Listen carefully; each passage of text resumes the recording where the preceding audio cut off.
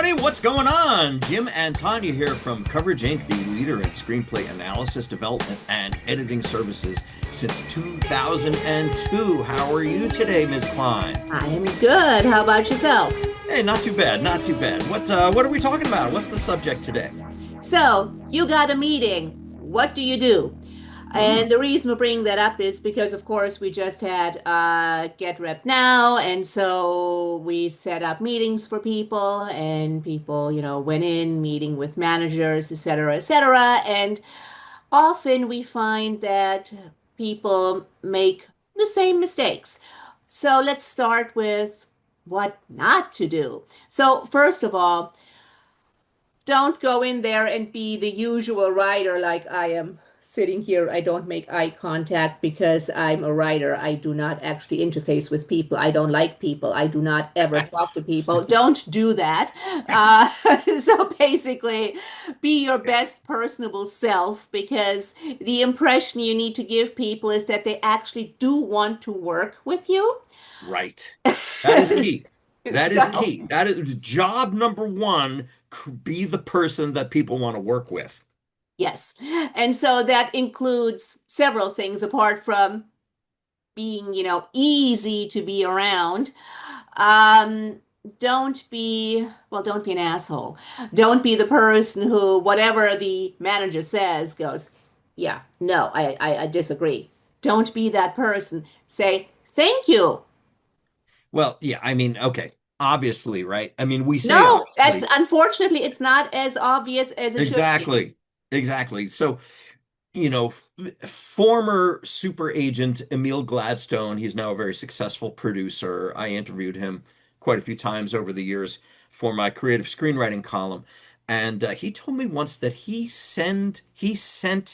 se- he used to send his clients, his screenwriter clients, to acting school, not to improve their craft on the page, but to improve their presence in a room, to be more personable, to be more engaging, to make eye contact, to be that person that other people want to work with. It's amazing how, these sort of basic social skills don't seem to be present in a lot of screenwriters. I think, writing sort of necessitates that you kind of want to isolate and, be A hermit. yeah, a hermit, So, antisocial. okay, so Exactly. let's say you are one of these people who prefers to be alone in front of the computer writing. Okay, so that's great. You just have to fake it in meetings. And how can you learn to be more personable? How can you learn to get through a meeting without having a meltdown or whatever, or, hiding in a corner? Practice. It's Practice. simple. Practice. Practice. Look, again, it does, grab a friend, have the friend pretend to be the manager, Yeah. and practice. Yeah. Practice. Or use a mirror. Look, I mean, Yeah, if the, you don't have any friends, use a mirror, but in case of doubt, use a friend. It's better if, the friend interrupts you at times. right, because you will be interrupted. So, okay. So being personable, that is job one. Being fascinating also goes along with that. You need to be an interesting character. Bring it in terms of life experience, anything that you've done. Maybe you've traveled, maybe you've had interesting, crap jobs, like a whole series of them throughout your life. That's interesting. All these things create life experience and texture that informs you as a person and, helps your material on the page have more verisimilitude. Yeah, and So, I mean that's a very important point, because you have to relate to the people as a fellow human being. So if you're one of those, I mean, I think we all make those mistakes when we just get out of film school. I mean, I know I did. Where just I am so focused on there's nothing else but my work. I am so focused on this. That's all I do all day long. Um, God, I hope you yeah, weren't like that. yeah, no, I was totally like that. So, you're not going to be a very interesting person or a very engaging conversationalist. So again, you have to be the person these people want to talk to.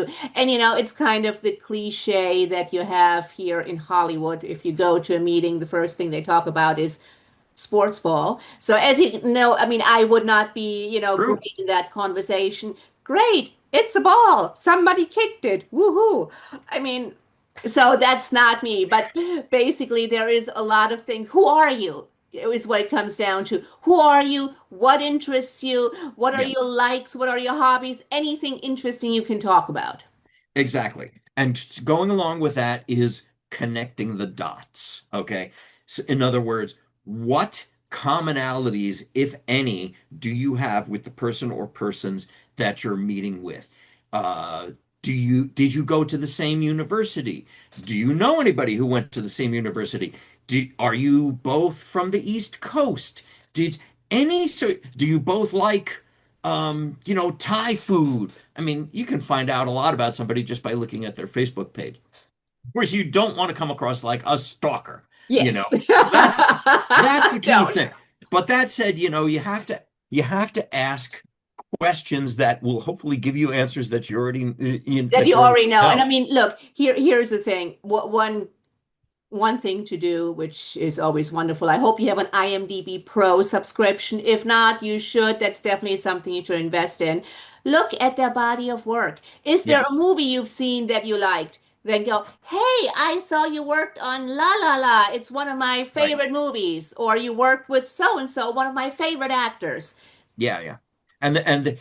Look, if it's a development person or a producer, they love talking about their slate.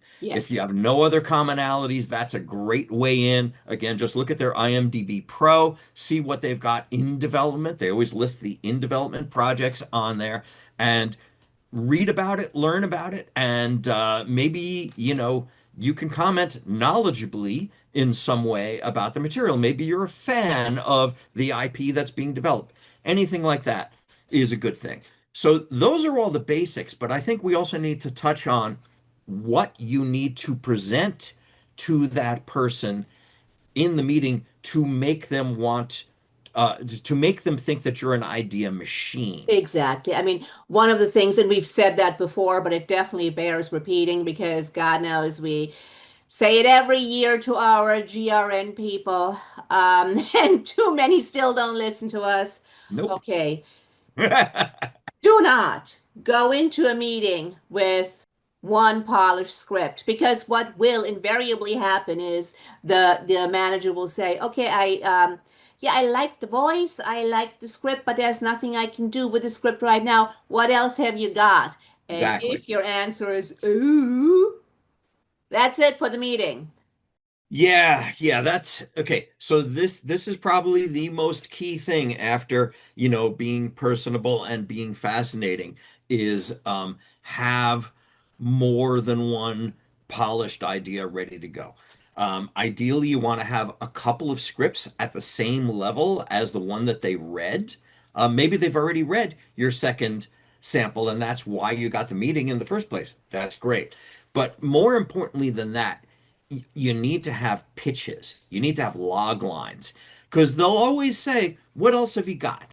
And that's like, start throwing softballs at me and I'll see what I can hit, and they might stop you after two, whatever, but have five ready to go because you want to be able to pivot in case you're striking out. And if pitch number four is the one where they go, "Oh, that's interesting," then you pounce and you say something to the effect of, "Yeah, it's just an idea right now. It's just a log line. I'm thinking of developing this. In fact, I was planning on starting to kind of beat it out in the next couple of weeks. If you have any ideas, I'd love to get your input." That's the key. And why That is is the that the key. key? It is the key because you want them to have skin in the game. Yep. So if they're excited about an idea and if they go, oh well, what would be cool? You're like, okay, great, great, those are great. So I'll beat it out. Do you want to see the outline? You want them to be engaged. Right. Exactly. And so we'll give you an example. So A couple of years ago, one of our Get Rep Now considers got a meeting with one of our managers, and the manager thought the script was good, well written, but he couldn't do anything with that. So this person pitched the manager several of his log lines, and the manager responded to one of those log lines. And the manager said, "Okay, send me just like a two-pager, and I'll let you know what I think." That writer did that. And the manager said, "Okay, great. Here's some ideas. Here's what I'd like to see." And what happened was the manager started working with that writer, developing that the next screenplay. And over the course of the next 6 months, that became a relationship. The writer still wasn't signed at that point. This was not even a hip pocket. This was basically, them feeling each other out, and basically what that writer is doing is laying pipe. He's laying pipe for a relationship and building, that investment in the manager, in the material. Now, unfortunately, in this case, this particular writer kind of blew it on the first draft. He went away and wrote the rest of the first draft on his own without consulting with the manager. And when he sent it into the manager was not happy and said, "Thanks for letting me take a look, pass." And that was the end of that. But it could have just as easily been, had that writer continued to involve the manager every step of the way, that the manager would have felt ownership of this material at the end of the process and would have been bragging to his friends in the industry, "Yeah, I got a new piece of material coming. Yeah, it's one of mine." Because again, skin in the game. Yeah. And that brings us to pitching, because that's also something that a lot of writers are terrible at. They're terrible at pitching their ideas. It's like, you're storytellers. Tell them a story. And that is something that a lot of writers, well, so my idea, so there's this guy, and come on, people. Again, you want to involve them. It's a story. Tell the story and practice. Practice before you go in there. Practice your pitch. So I think the main takeaway here is, be personal, be engaging, be fascinating, have great life experience that you bring to the table, which makes you unique.